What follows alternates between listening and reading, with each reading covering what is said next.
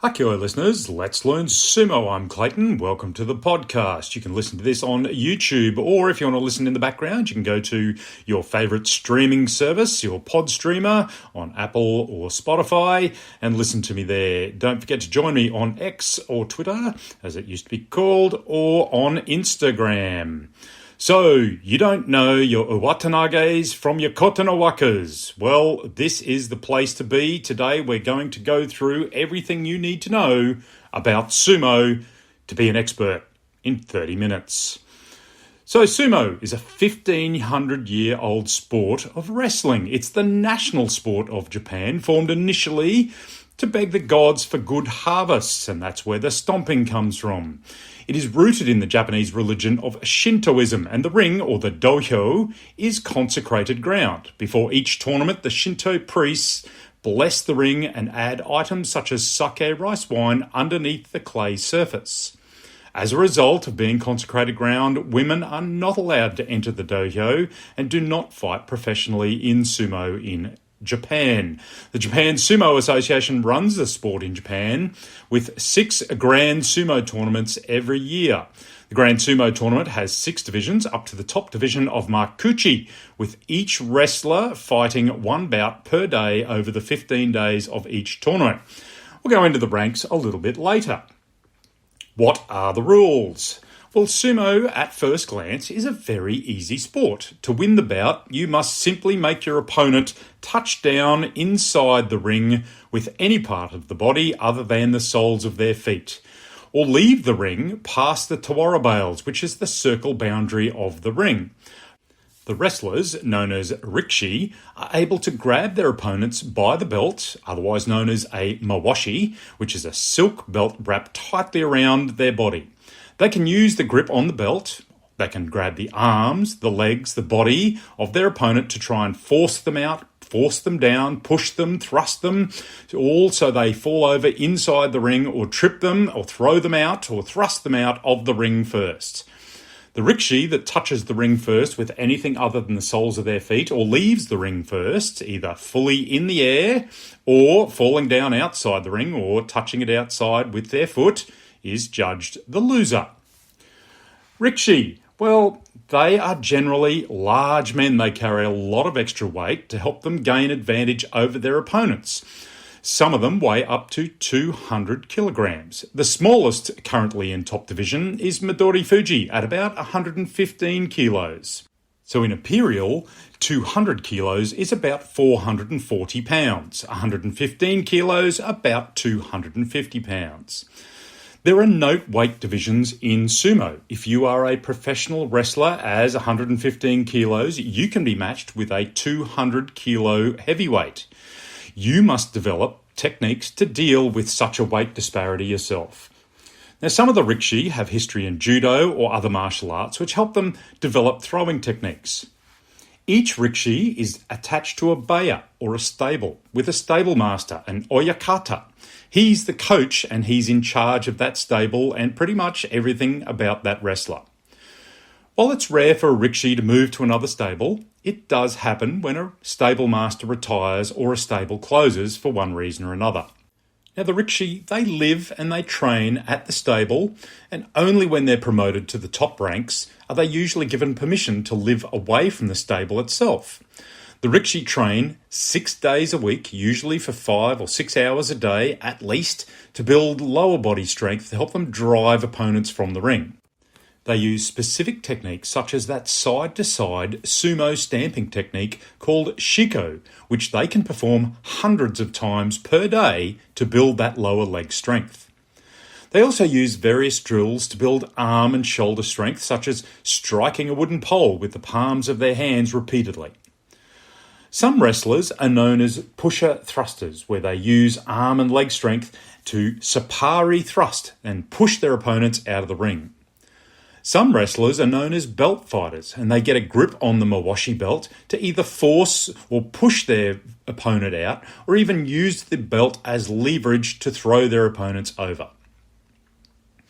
As I mentioned earlier, there are different divisions within the Japan Sumo Association professional ranks. Before each tournament, The JSA, the Japan Sumo Association, puts out a ranking list of all wrestlers. It's called the Banzuke, or the Banzuke. This lists each wrestler from the lowest division to the top-ranked wrestler, otherwise known as a Yokozuna. To go up the ranks, the Rikishi must compete and win enough matches in the tournament to get a Kachikoshi, or a winning record. They will then be promoted up further. If they make a Makekoshi, or a losing score, they will be demoted. For a 15-day tournament in the top divisions, wrestlers must win at least 8 matches for a Kachikoshi. 8 or more losses is a Makekoshi, and will result in demotion. Lower-ranked wrestlers only fight 7 matches for the 15 days. So a 4-win or 4-loss is the difference between a winning or losing score. The newer Rikishi start in either Jonakuchi and then Jonadan division. And if they do well in those 2 divisions, they can be promoted up through Sandanmei and Makushita. The next level, which is the Sekitori level of paid sumo, is known as Juryo. These are the true professional ranks, where they earn both a wage and they can also earn sponsorship prize money for winning a bout. Juryo is effectively second division. The top level, where approximately 40 wrestlers are in, is called Makuchi. It's sometimes referred to as Makanuchi. Within the top division, there are ranks as well. The general rank within Makuchi is Megashira. This is the rank from Megashira 1 at the top of the division down to Megashira 17 where people first enter. They are split between the east and west sides of the ring. So a Rikishi is ranked Megashira 17 East or Megashira 17 West. The east side is usually the higher rank by about half a point. If wrestlers do well and they make it to the top of Megashira, they can then be promoted to the Sanyaku ranks, which is the top level of the top division. From Komusubi, only 2 wrestlers are placed at any one time. This is the beginning of Sanyaku. If they do well in this rank, they can then be promoted to Sekiwake. For Sekiwake to be promoted to the next level of Ozeki, they must win at least 33 bouts over 3 tournaments at Sekiwake level to be considered for Ozeki promotion. Ozeki promotion provides benefits, privileges and access, parking, committee places, but most importantly, Ozeki rank protects wrestlers partly from being demoted if they put up a Makekoshi or losing score. So if an Ozeki puts up a losing score the first time, they are then called Karaban or Karaban status. That means they get another go at the next tournament to try and get a winning record. If they put up a second tournament of a losing score, they will be demoted to Sekiwake. But if they do, they don't need to win the full 33 bouts over 3 tournaments to get back to Ozeki. They just need to win 10 tournaments to make it back to Ozeki. That is part of the privilege of becoming an Ozeki. To then be promoted to the top rank, the exalted rank of sumo, is to be a Yokozuna. To get to Yokozuna, the Rikishi need to win at least 2 tournaments in a row at Ozeki to be considered. And the committee will then decide if the wrestler is both good enough and has the sufficient grace and behaviour to be Yokozuna. The reason it's so difficult to get to Yokozuna is that once promoted, you cannot be demoted regardless of losing scores. But if the Yokozuna continues to produce losing scores or stays out of the tournaments for long periods through injury, there is a process that the Yokozuna Deliberation Council goes through to request that Yokozuna perhaps retire from the sport to save both the grace of the sport and the wrestler. So how does a tournament work? Well, the Grand Sumo tournaments happen every 2 months in Japan. So in January, May and September, the 15-day Grand Sumo tournament is held in Tokyo at the National Sumo Stadium called Kokugikan. In March, it's held in Osaka, In July, it's held in Nagoya. And in November, it's held in southern Japan in Fukuoka at various sporting stadiums. Each rikishi in the top 2 divisions must fight 1 bout per day for the whole 15 days. The wrestler with the top score at the end of 15 days is declared the winner. If wrestlers finish on the same score after 15 days of bouts in that division, they will hold playoff bouts between them to determine the ultimate winner of the Emperor's Cup. If there are multiple wrestlers, they may draw straws to determine who fights whom and who makes it to the most wins depending on the number of wrestlers in those playoff bouts. Wrestlers from the same stable or same family may not fight each other in the general bouts over 15 days, but they may fight in the playoff bouts to determine the winner of a tournament.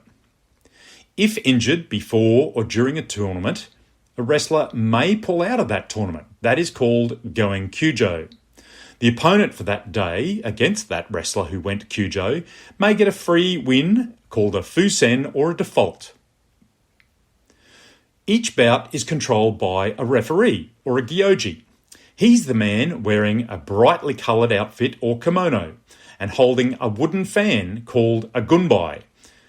The gyoji points the gunbai towards the winning side in the bout. At the beginning of the match, you will hear the gyoji yell, "Hakioi," which roughly translated means fight with spirit.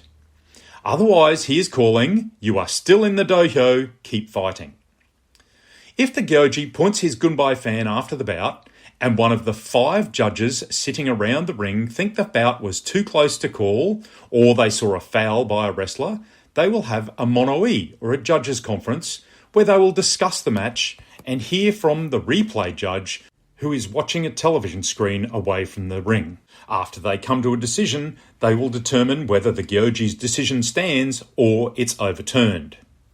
Sometimes it's too close and they will call for a tori naoshi or a replay bout. At the end of the bout, the ring announcer will call out the technique the judges say the winning wrestler used to win.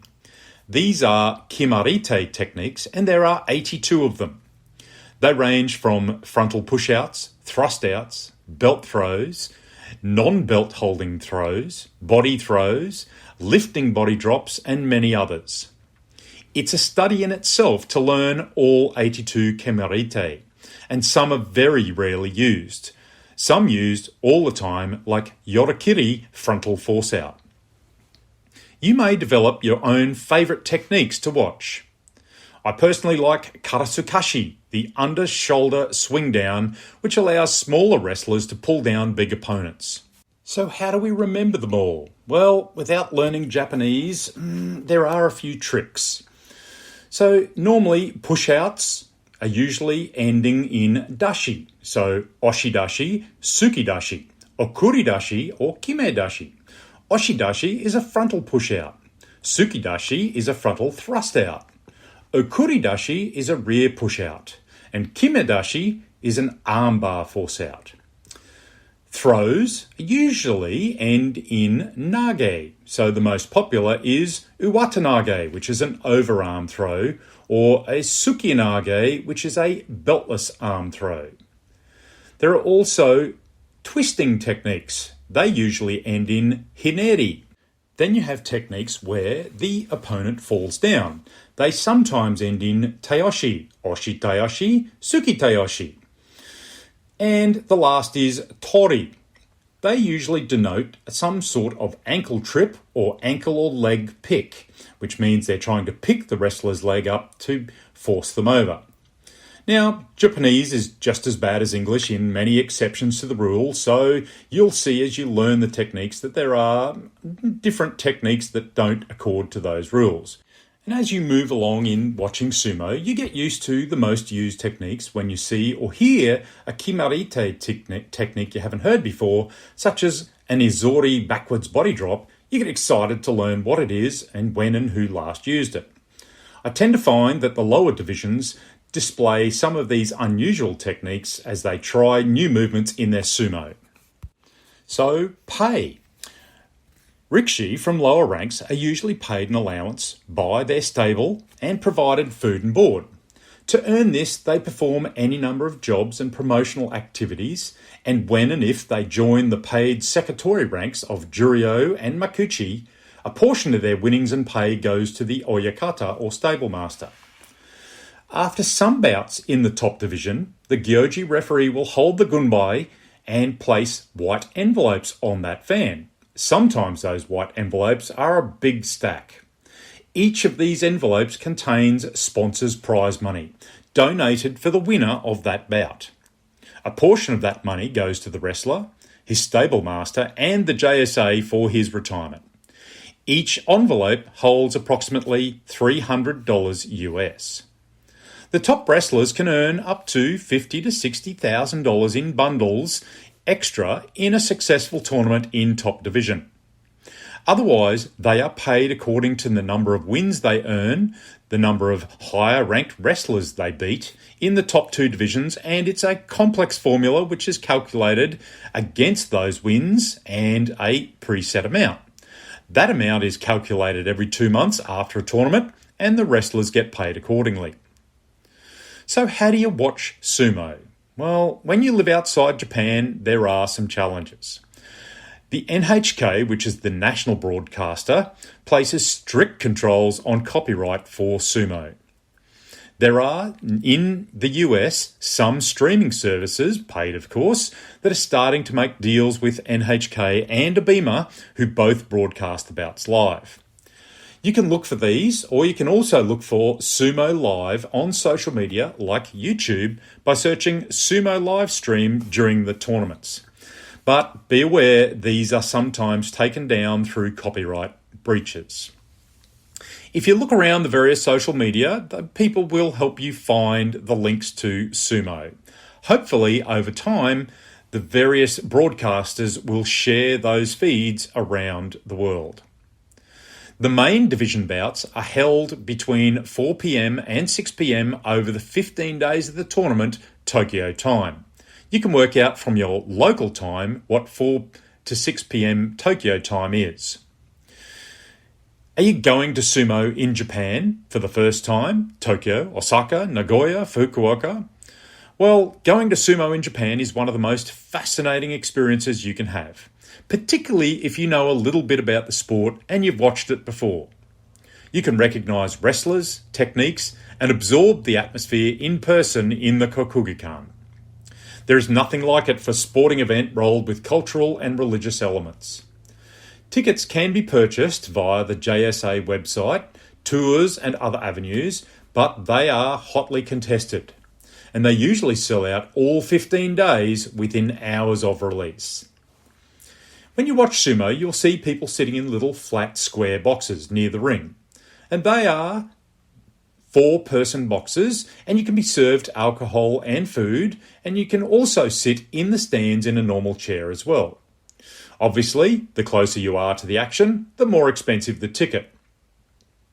You can enter the tournament and watch from about 9:30 a.m. each day all the way to the last bout at 6 p.m. All of the divisions will fight one after the other. So now you're on your way to being an expert in sumo. You can listen to the specific lessons on my podcast for more detail on any of these subjects and more, including specific rules like dead body exception and why women are not allowed in professional sumo.